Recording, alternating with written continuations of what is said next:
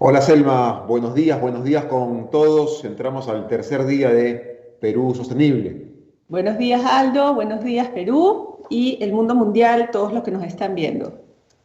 Bueno, hoy día entramos nuevamente a ver, como todo el evento, enfocados con los objetivos de desarrollo sostenible y cómo incorporar esas nuevas métricas en nuestro día a día para construir el Perú que todos queremos.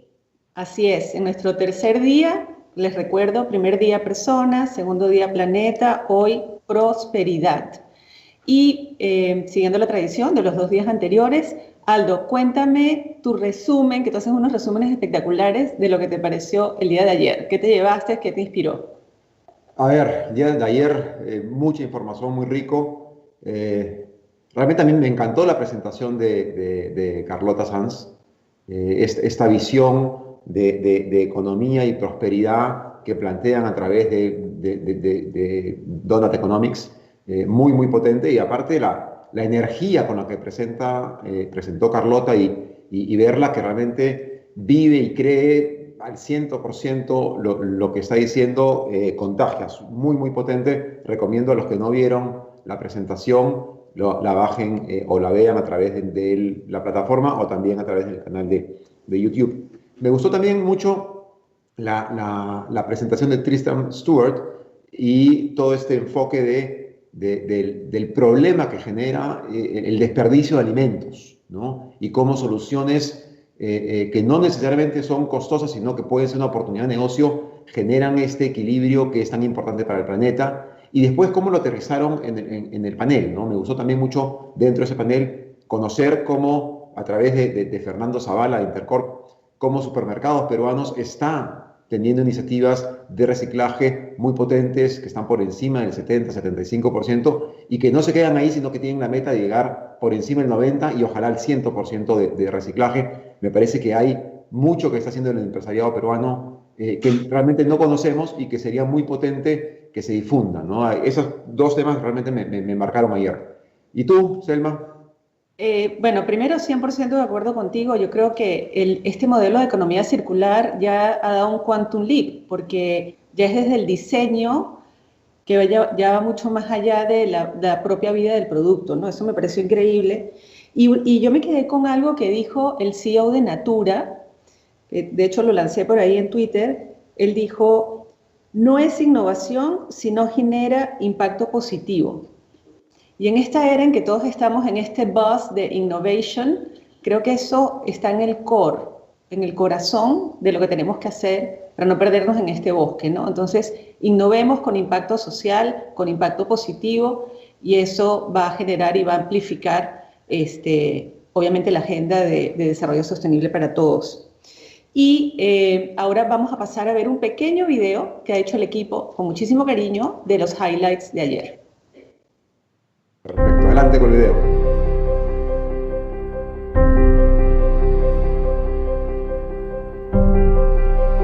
Lo que necesitamos son economías que prosperen independientemente de que ese PIB esté creciendo perpetuamente o no.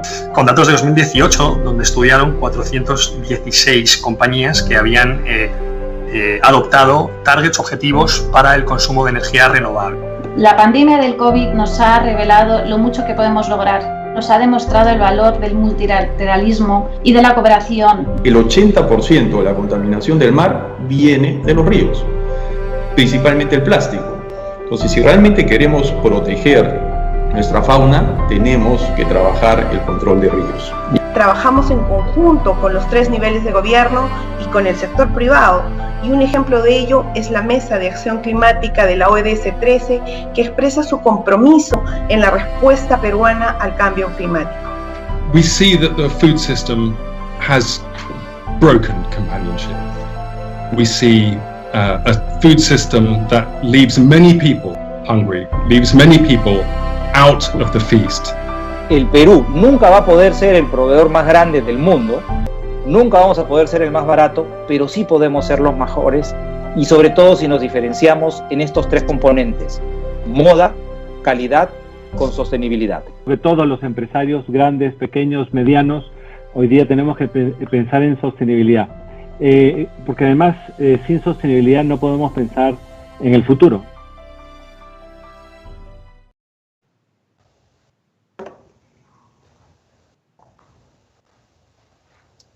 Bueno, ya estamos de vuelta. Vas tú, Aldo, vas tú. Voy yo, perfecto. ¿Qué tenemos para hoy? Hoy nos espera la P de Prosperidad. Aquí vamos a abarcar los ODS del 7 al 11. El 7 es energía asequible y no contaminante. El 8, trabajo decente y crecimiento económico. El 9, industria, innovación e infraestructura. El 10, reducción de desigualdades. Y el 11, ciudades y comunidades sostenibles. ¿Cuál es el objetivo de esta P? ¿Qué queremos a qué nos referimos con prosperidad? En corto, es que todas las personas gocen de una vida próspera, de un empleo digno y que esté en armonía con el planeta, con el medio ambiente. Así es. Y de los ODS que ha nombrado Aldo, nos vamos a hablar del ODS 8, que es trabajo decente y crecimiento económico, y también el ODS 1, fin de la pobreza, que seguramente ya muchos se dieron cuenta que no está entre los que nombró Aldo, pero hay una interseccionalidad de varios de los ODS que se resumen en el ODS 1 y por eso es que lo hemos incorporado de esa manera. Pero van a ver que la agenda que nos va a contar Aldo ahorita incluye los aspectos de todos estos ODS. Muy cierto, si vamos con la agenda, por favor. Es importante, creo que resaltar que estos ODS que vamos a ver hoy día, ¿y por qué los escogimos? Porque claramente la pandemia ha incidido muchísimo en la pobreza y en el empleo decente, en el empleo formal. Por tanto, vimos muy importante incidir y atacar estos dos ODS. Pero hoy día, ¿con qué comenzamos? Comenzamos con una presentación que realmente les recomiendo muchísimo que no se la pierdan y si pueden whatsappear a sus amigos, que se conecten. Vamos a ver las 3 R's del capitalismo: responsabilidad, resiliencia y regeneración, con un gran expositor, John Elkington, que será, a Selma le tocó el sorteo y ganó, y se llevó a John Elkington en esta moderación y va a conversar con John.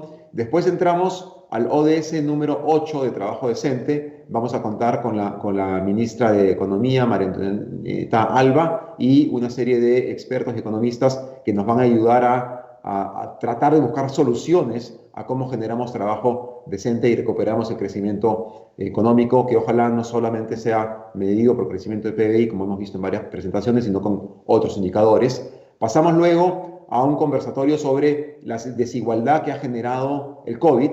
Muy interesante esta presentación. Y luego en la tarde, si me ayudan con la agenda, por favor, un poquito más adelante. Perfecto. En la tarde entramos al ODS 1, fin de la pobreza. Va a ser moderado por Carolina Trivelli. Realmente Carolina está muy metida en este tema y estoy seguro que hará una llevará un extraordinario panel. Y finalmente, para cerrar, vamos con conducta empresarial responsable, muy importante, con Cristina Tebar. Y al cierre del día, 2 presentaciones interesantes, una conversación que tendré yo con Brian Dees, que es director de de inversión responsable de BlackRock. BlackRock, como muchos de ustedes saben, es el gestor de inversiones más grande del mundo y a través de su CEO, Larry Fink, ha sido un propulsor de la idea de responsabilidad empresarial y del stakeholder capitalism. Y cerraremos el día con una iniciativa realmente interesantísima. No se la pierdan, es Visión Lima 2035. Ha ganado algunos premios y ha sido seleccionado para algunas competencias que ya no adelanto mucho y se las contarán en la tarde, pero muy, muy importante tener esta visión que nos presentará Gonzalo Villarán. Creo que sin más no, recuerden que en la plataforma pueden ver la agenda, pueden ver los destacados, pueden bajar los videos y sin robar mucho más tiempo, porque creo que lo que viene es un highlight de la semana. Te dejo a ti, Selma, y a John para esta interesantísima presentación que tendremos. De acuerdo, muchísimas gracias, Aldo. Ahora vamos a comenzar a coordinar para subir la presentación de John. Estamos esperando que nos pongan la plaqueta correspondiente Y mientras tanto les voy a ir contando, a ver.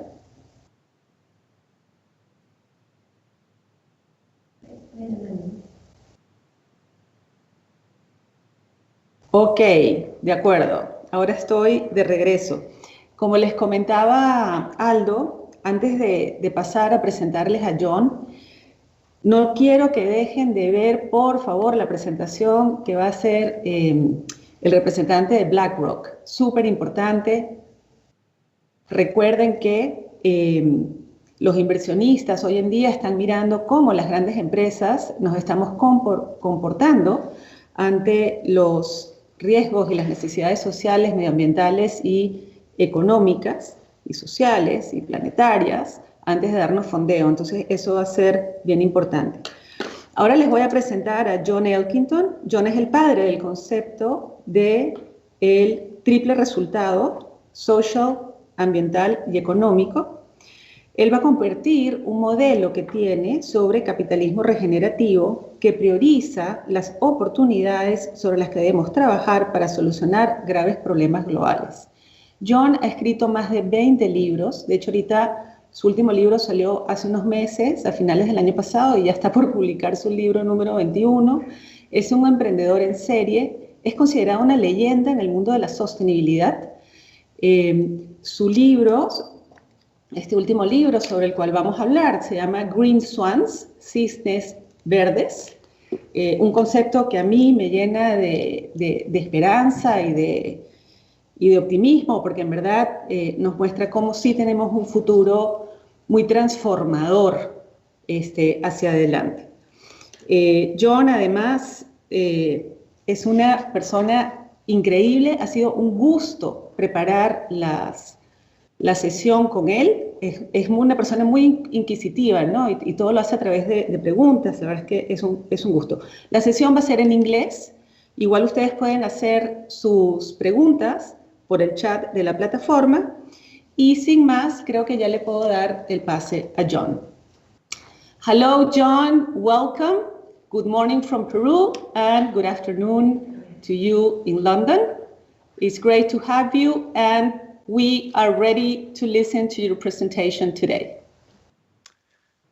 Aldo and Zelma and Aldo, hola, buenos dias, good morning, good afternoon, and it's wonderful to be here. And I just wanted to start by saying, firstly, hello to everyone, but secondly, thank you, Zelma, to the team for their support ahead of this. So I'm going to talk for about 25 minutes, and then I very much look forward to the conversation with you, Zelma, and with questions from the audience. So let me just kick off and say, I'm going to talk about the next 10 years, and I'm going to describe them as the exponential decade, and I'll explain why we think that's the case. And there will be good exponentials, and there will be bad exponentials. And in terms of the positive exponential trends, I'll be talking about green swans, but more of that in a moment. And when I've been calling, and I'm sure that's true of many of people in the audience today, people in California and places like that recently, this is the sort of picture I've been getting on Skype or Zoom or the different platforms through their bedroom windows of a world on fire. And not that long ago, that was also true of Australia. We live in extraordinary times. So let me just then move on and say those extraordinary times are not going to end anytime soon. This diagram, relatively simple actually, it shows the trajectory, the trend that we're on as a species at the moment in terms of greenhouse gas emissions and the sort of changes that we would need to make in order to get to 1.5 degrees or anything like that. And I don't know how many of you read science fiction. I did in the 1960s and 1970s.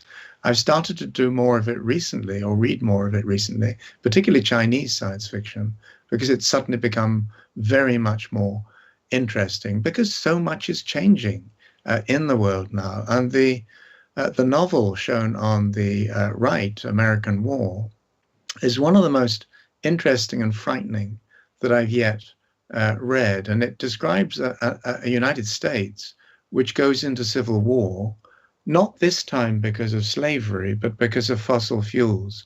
Now, that once would have seemed extraordinary, unimaginable, but unfortunately it's becoming more imaginable almost by the day. But first, a few words. Zelma's already described who I am. Let me just say a few quick things about what brought me to the thinking and ideas that I'm about to share. I'm a baby boomer, so I'm 71. I've been over 45 years professionally in the environmental and sustainability field. I've founded or co-founded 4 what we would now call social businesses since 1978. And they all still exist, which is quite an achievement for the people who've worked with me. I've served on over 70 boards or advisory boards, and over time have done quite a number of books. And this is the most recent one. It's the 20th. And this is Green Swans. And the subtitle is The Coming Boom in Regenerative Capitalism. And I'll explain that in a moment, what that means. But just to make a very simple point, the book talks about a number of black swans, which is a concept that Nassim Nicholas Taleb originally came up with, and I'll talk briefly about him as well. And the book has quite a number of these black swan problems. So, for example, plastics in the ocean, the pandemic of obesity or overweightness spreading around the world, and chronic diseases and diabetes associated with that. So Mexico is probably the worst country in the world for that now. And then the climate emergency, and behind that, the biodiversity emergency. So I got quite anxious or unsettled a couple of years ago, and I recalled one of the ideas for which I'm perhaps quite well known, which is the triple bottom line, which I launched in 1994. And for the first time ever, according to the Harvard Business Review, I recalled a management concept that had never been done before. I did it in 2018 through the Harvard Business Review.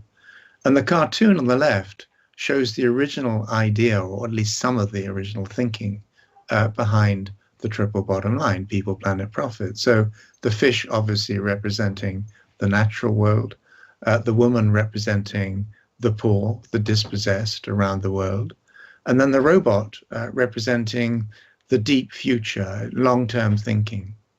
And when I got the Financial Times cartoonist, Ingram Pinn, to draw that for me, the robot was a bit of a joke. I mean, who would ever imagine a robot at a board table?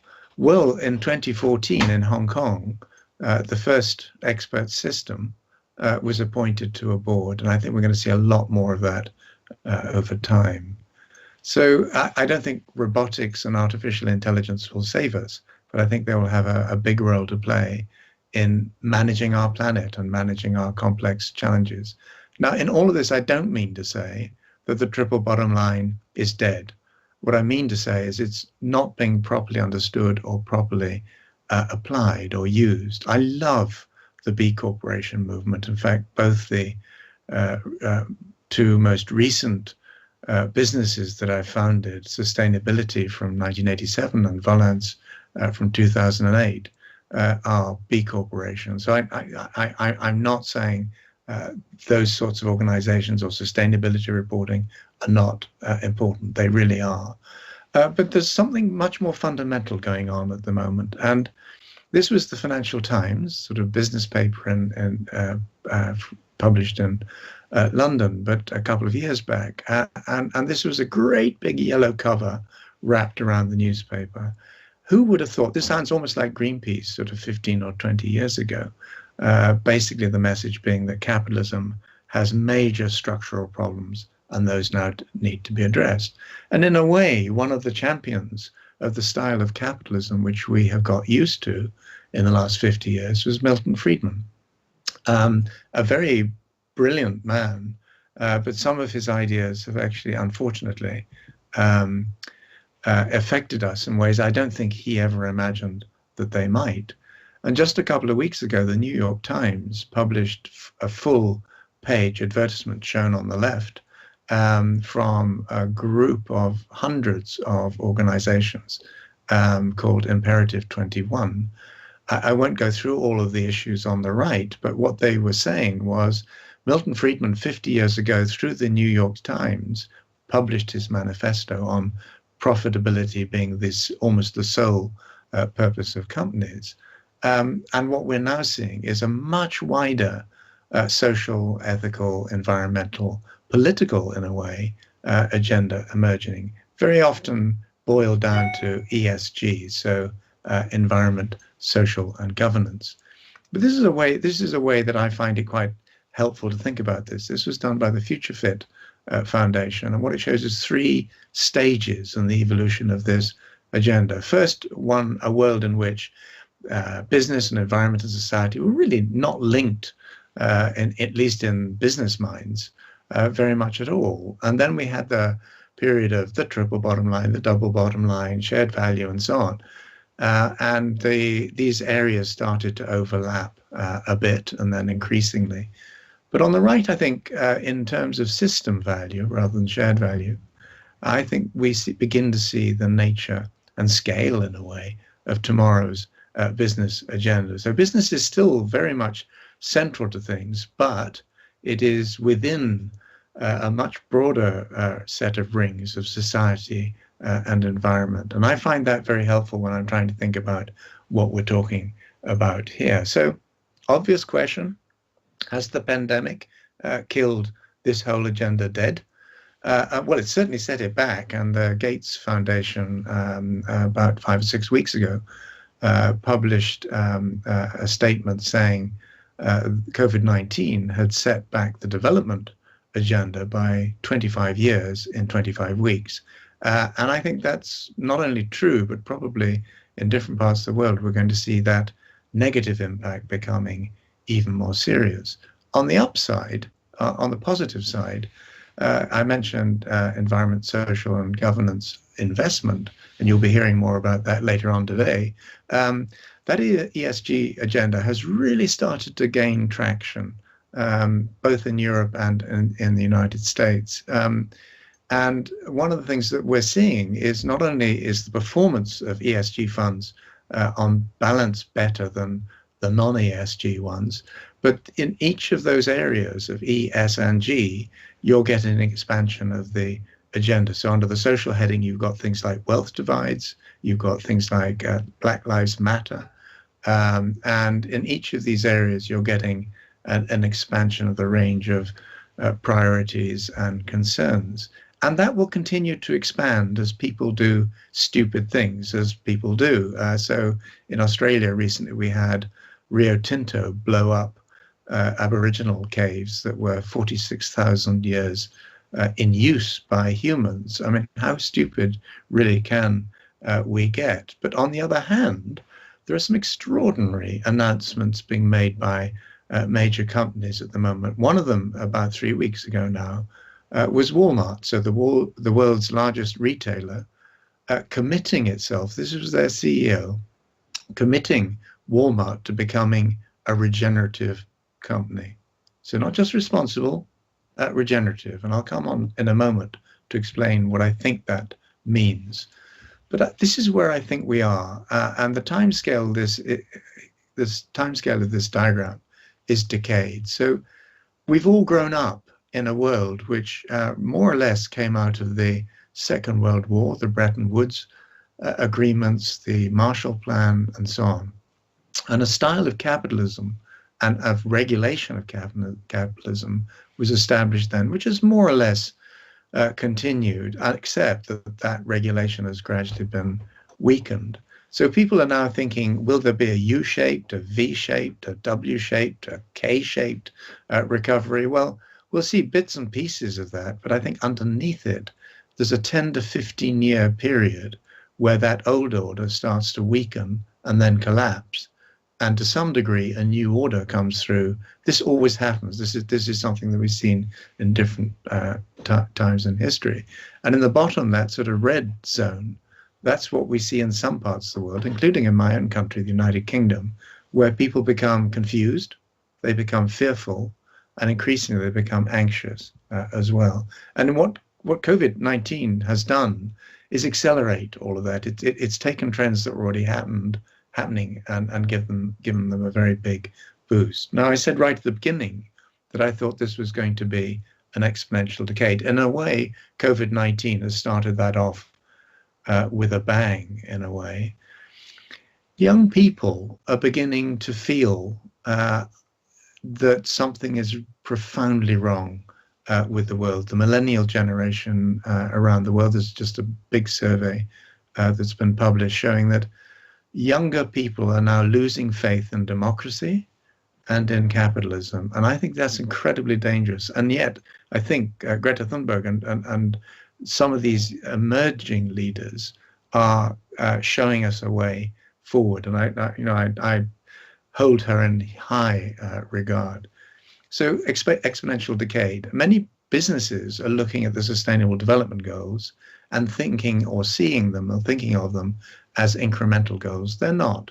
They're about system change. And if you just take the first two global goals, no poverty and zero hunger, both by 2030, those are super exponential goals.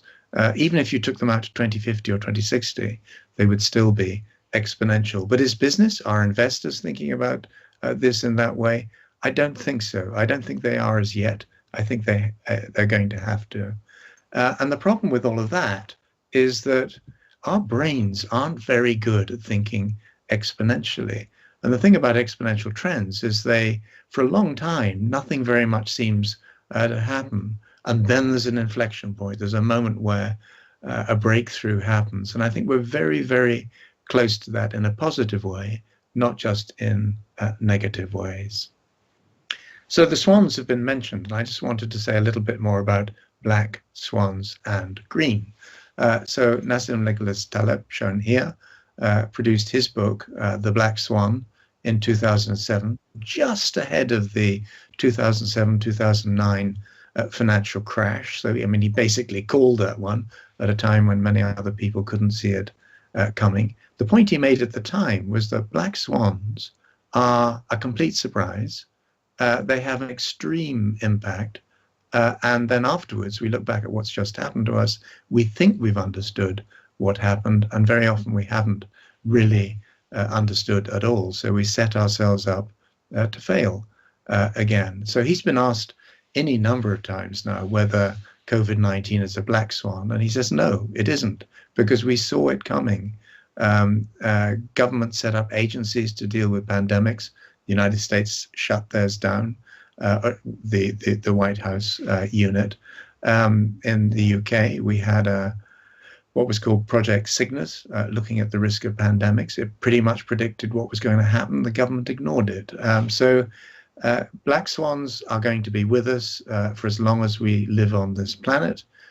But I'm now going to lean into the future of green swans. Now, I'm not going to read all of this text, simply to say that green swans, at least in our minds, are not individuals. They're not companies, although you can have individuals and companies that play into green swan trajectories. They're profound market shifts and shifts in other elements of what make up markets. And if I'm asked to give an example, you know, my own country is coming out of the European Union, and I very much regret that. But in the EU, they now have a Green Deal, which is aiming towards inclusive and green recoveries across the Union. And that's something like 1.82 trillion euros. So it's a huge sum of money. We'll see how that goes.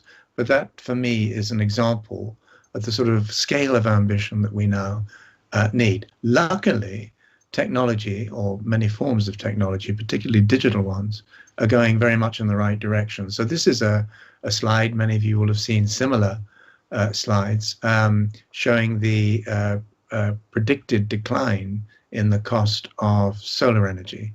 through to 2050, to the point where not only does it become radically cheaper than fossil fuel electricity generation, but it almost gets to the point of being virtually free. So what does that do to the future? I think it's actually very exciting, but while we're getting excited, we also need to remember that any breakthrough technology comes with unintended consequences. So this obviously is a windmill rotor or vane. What we're now finding when some of the older windmills are coming to the end of their useful life is we don't know what to do with these rotors or vanes. We can't think of how we're going to recycle them. So we should have perhaps thought of that earlier on. So a few final slides, and this is about where we're headed, where the future might take us. And the first is, I find it fascinating that the language of impact is now coming up around the world. This is the front cover of a book by Sir Ronald Cohen, very well-known investor in Europe. And I think whether negative or positive impact, business and governments and all of us are going to have to speak the language of impact much more fluently than we currently do. And in recent months, one of the companies we've worked with in the Spanish-speaking world is Acciona, the infrastructure and renewable energy company based in Madrid. And we've taken almost 30 of their younger leaders, and we've brought them into an internal discussion around what would it mean to be not only a responsible company, but one that promotes resilience in the infrastructures that it builds and regenerates across the economic, social, and environmental dimensions. It's been one of the most exciting projects I've ever been involved in. And in terms of the future, there are going to be good things, and there are going to be, for some people, some really, really tough moments. I think when people wake up within the next few years, as they're beginning to do, to the costs of burning carbon in terms of climate change and so on, and air quality and health issues, there's going to be a mad scramble. I mean, we're a herd animal. This is what we do. Everyone's going to try and get out of carbon in very short order. So this is a boom and bust future, and I don't like it, but I think that's probably where we're headed. And you have two people in this photograph, Rex Tillerson, the former chairman and CEO of ExxonMobil on the left, and a very recognizable government head as third from the right.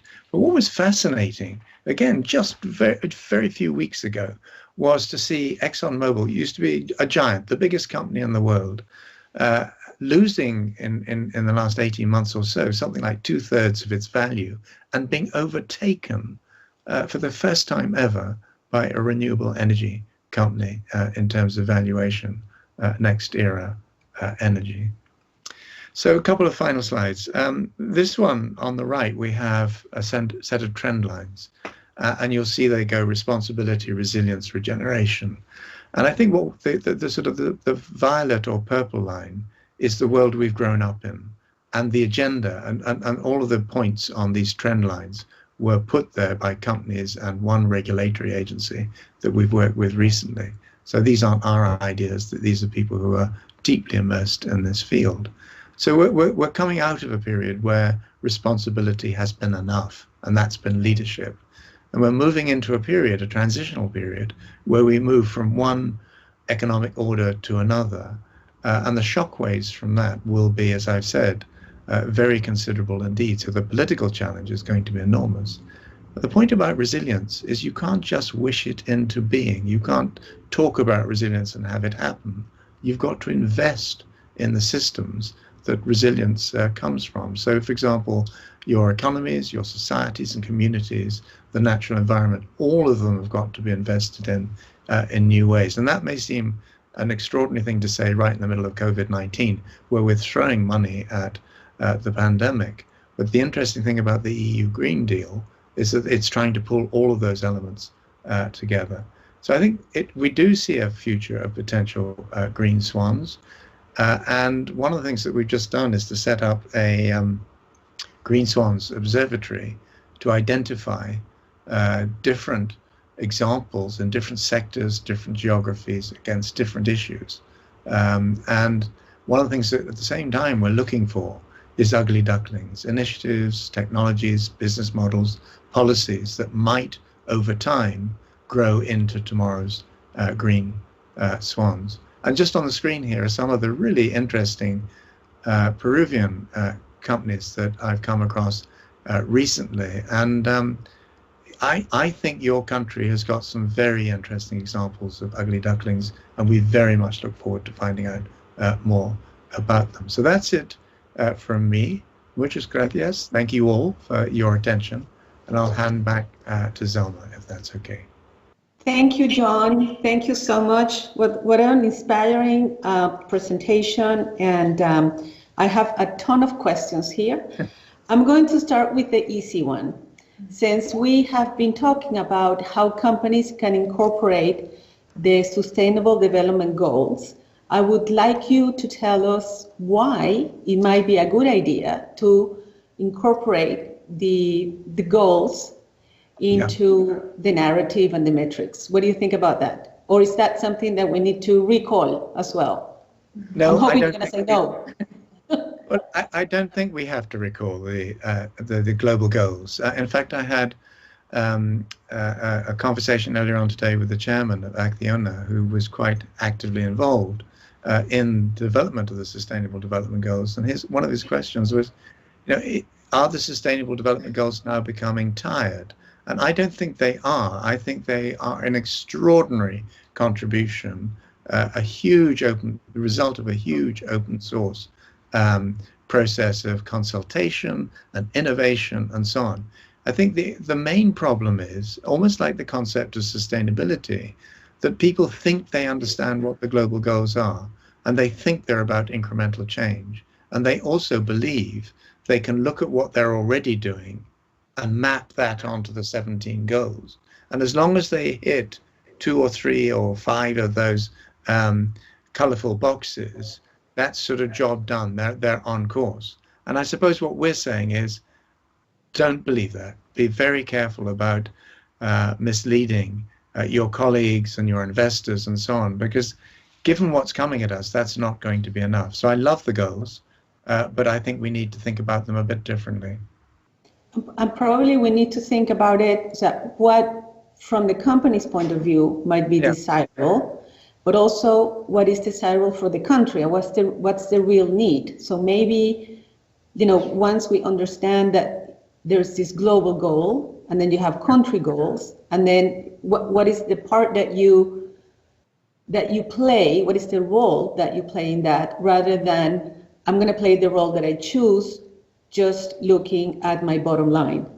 No, you're totally right, Selma. And I think both in sustainability reporting and the corporate responses to the Sustainable Development Goals, people have thought it was enough just to publish their results and take no responsibility for the bigger picture. And I think it's up to governments and it's up to politicians to start to say the implication of the global goals are that this country should achieve these sorts of goals and targets over time, maybe by the 2030s, and that then industry sectors and companies start to deliver against those. So that requires a level of engagement by government, which is, you can see it happening in some countries, but in many countries, it's not properly happening as yet. So this is political. And I think the final point is that for a very long time, business leaders have been told to stay out of politics because we don't trust them. We don't trust them to do the right thing. But actually, business leaders, their future markets and the engagement with their key stakeholders, investors, customers, consumers, will depend on the successful delivery of the global goals. So you're absolutely right. Governments have to set the context. But I think corporate leaders have to step up individually and collectively to push for the market shifts that we actually need to see.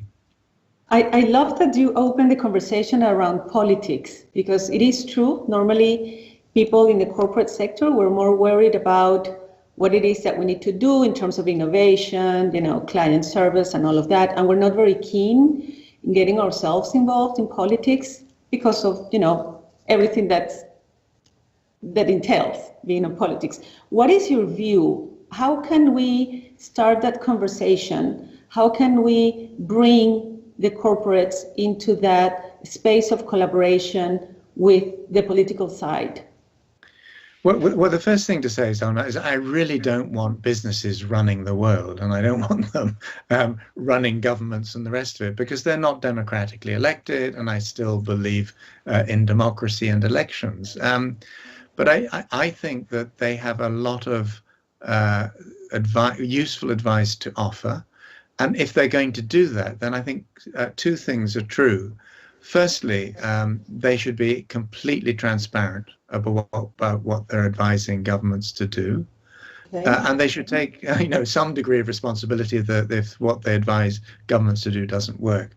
But also they should recognize that if you're going to do politics, you have to do it jointly. I mean, you can do it individually if you're a big enough company or a wealthy enough individual or whatever.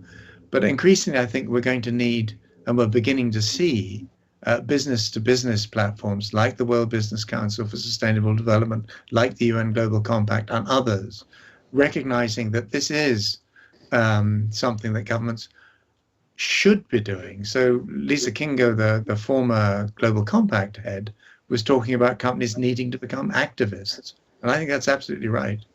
Okay. So I have a few questions from, we have a Peruvian chapter of Women Corporate Directors, WCD. This is a group of women who actually sit at boards around the world and are pushing for governance and impact, social impact.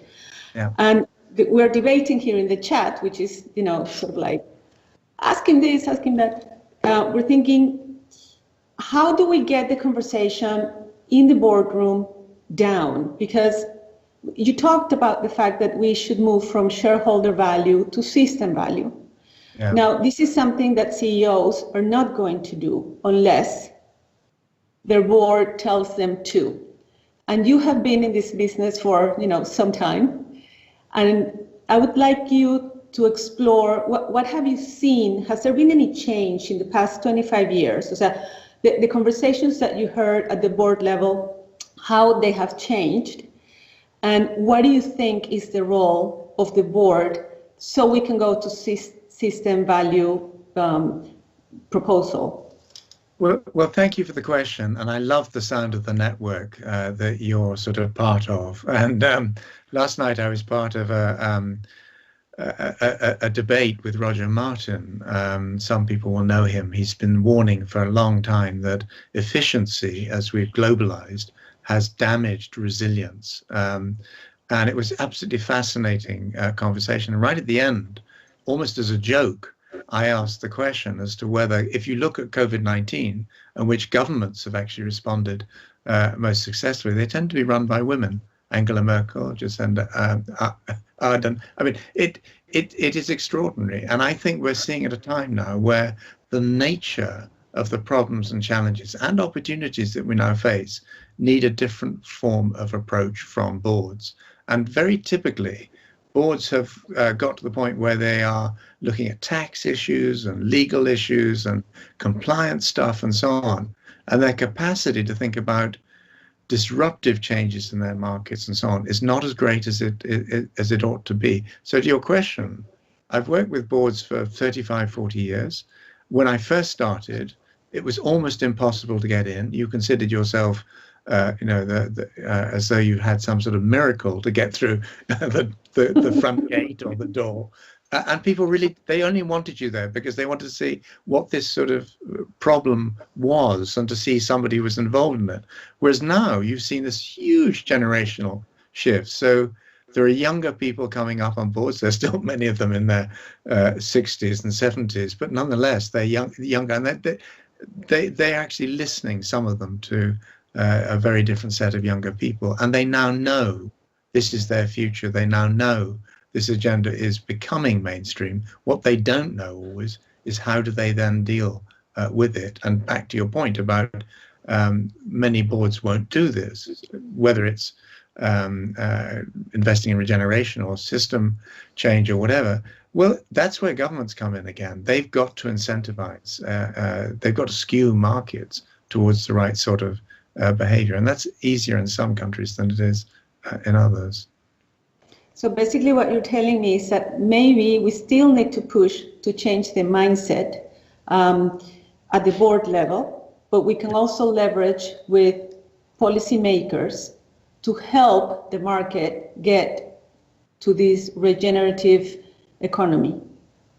I do, and I think, again, one of the things that's really astonishing, when I started, you very, very rarely heard CEOs or business leaders talking about big environmental, social, or governance issues. They just didn't do it because it wasn't almost polite in their circles to mention those sorts of things. I did a conference this morning in Portugal, and two CEOs were on the stage and part of the same panel, and one of them was talking about plastics in the ocean and his personal experience of that, and the other one, who runs a very big wine and olive oil company there, was saying the climate change challenge is getting bigger by the month for them. They can actually see it in their productivity and the meteorological records. So I think it is changing. I think people still, they're even leaders are herd animals. They want to see a number of others moving in the same direction. And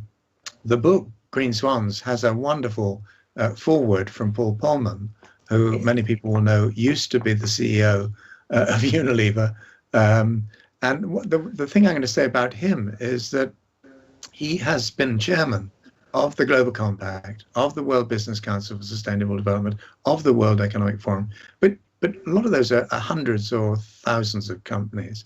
He's now chairman of the International Chamber of Commerce, with something like 44 million companies around the world. Wow. And I don't believe one person can change anything at the system level, but the very fact that he's gradually been invited into bigger and bigger business-to-business organizations, I think is quite encouraging. Absolutely, and I think probably one of the challenges is how do we change the incentives for CEOs and the quarterly reporting that we have? And because, at the end of the day, they have a lot of pressure. Micaela is here saying yes. And there's a lot of pressure in that. I wanted to talk a little bit about the ugly ducklings and the green swans. And I have some questions. And the questions are, why is ugly ducklings? Why? And can we explore, how can we spot ugly ducklings? How can we nurture them? And how can we remain so close that we are able to push them into green swans? Yeah, no, it's a fantastic question, and thank you for it. When I started, I was mainly thinking about green swans, but then I thought about where do the organizations and initiatives that drive these market trends come from? And again, to your question, how do you spot them early enough to really make a difference? And actually, before the book came out last year, I did a big event in Copenhagen, and I launched the idea of the green duckling there, the ugly duckling, because of Hans Christian Andersen. And one of the things I found is, if I'm working in Japan, for example, they know the story of the ugly duckling. So the idea is something that looks very peculiar, looks weird. We don't recognize it for what it is, but it has the potential to become something very different. Then to your question about how do we sort of identify and support them, that's part of the reason that we set up the observatory.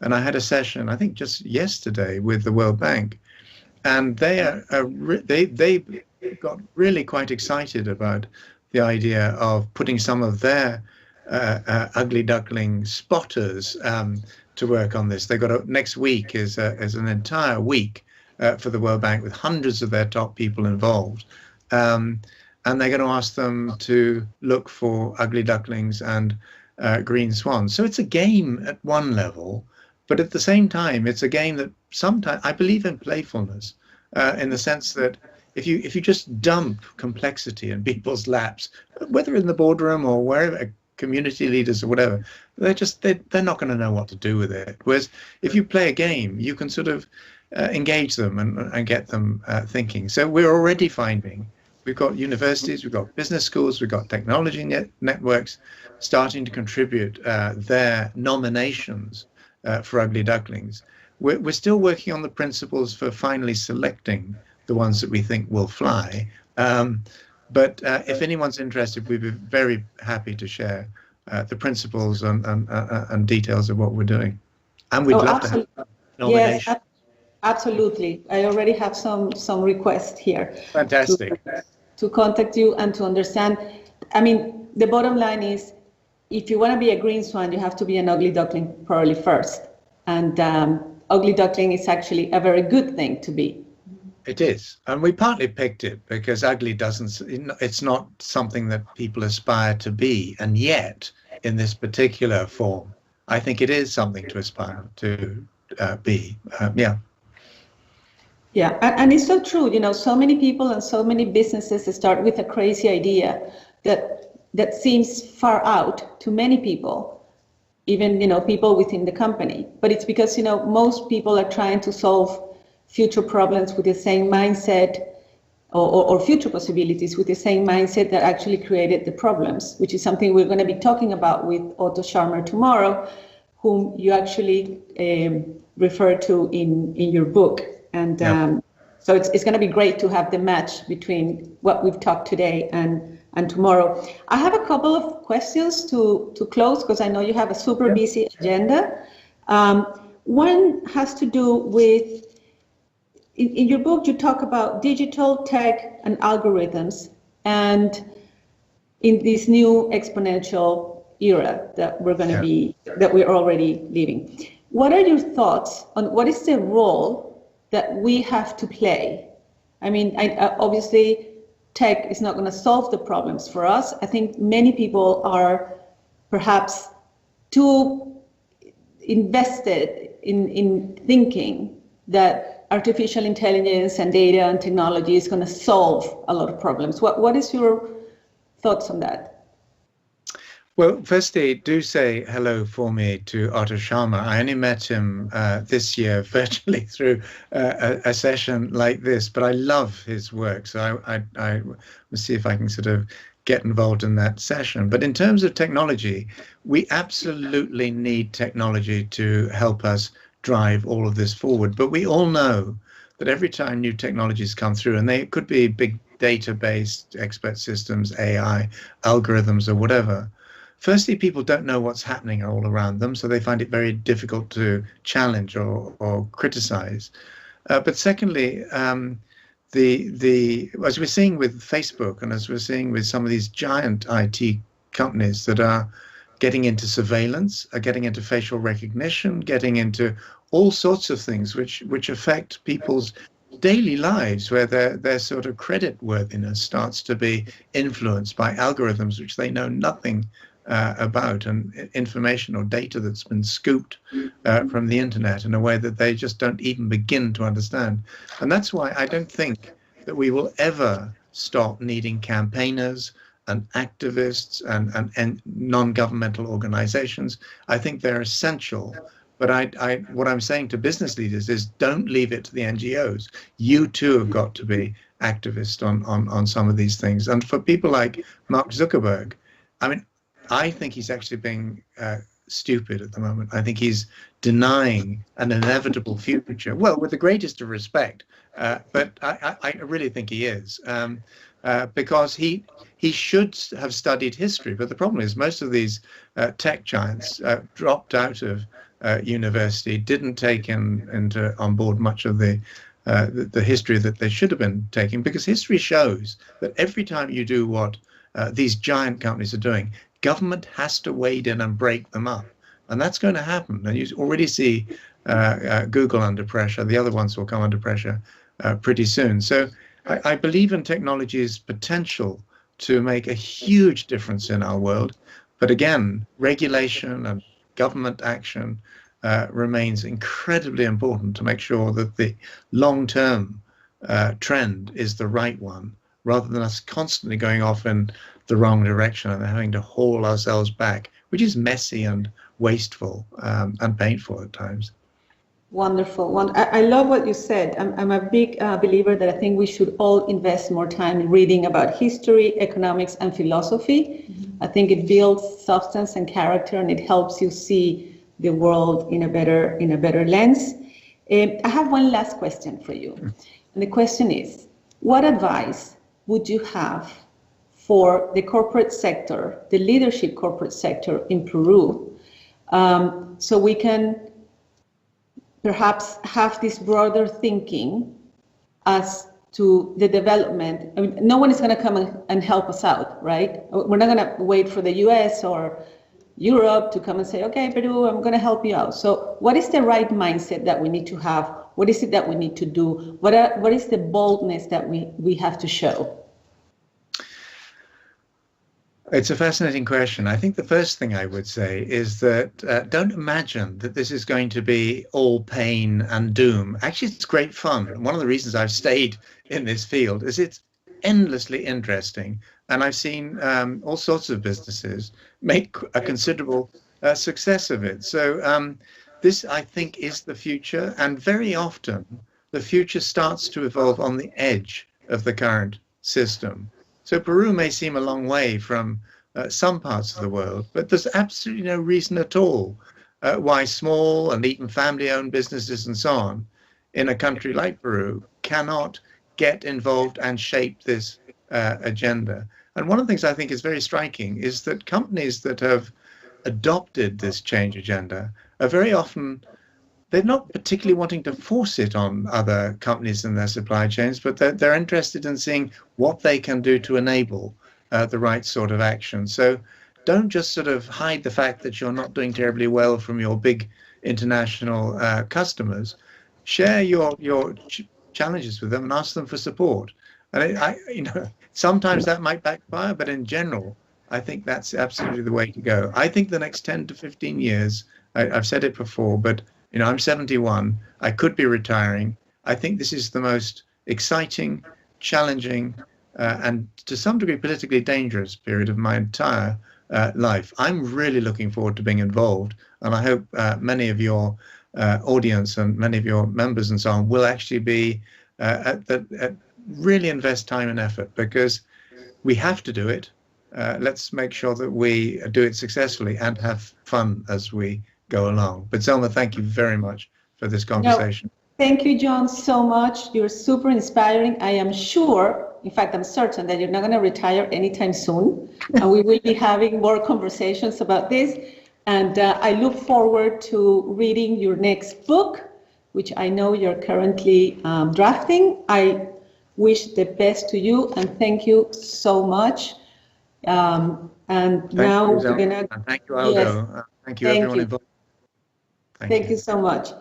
So again, I just want to say, I'm going to switch to Spanish so I can do some closing remarks. Quiero agradecerle, le estoy agradeciendo a John Elkington.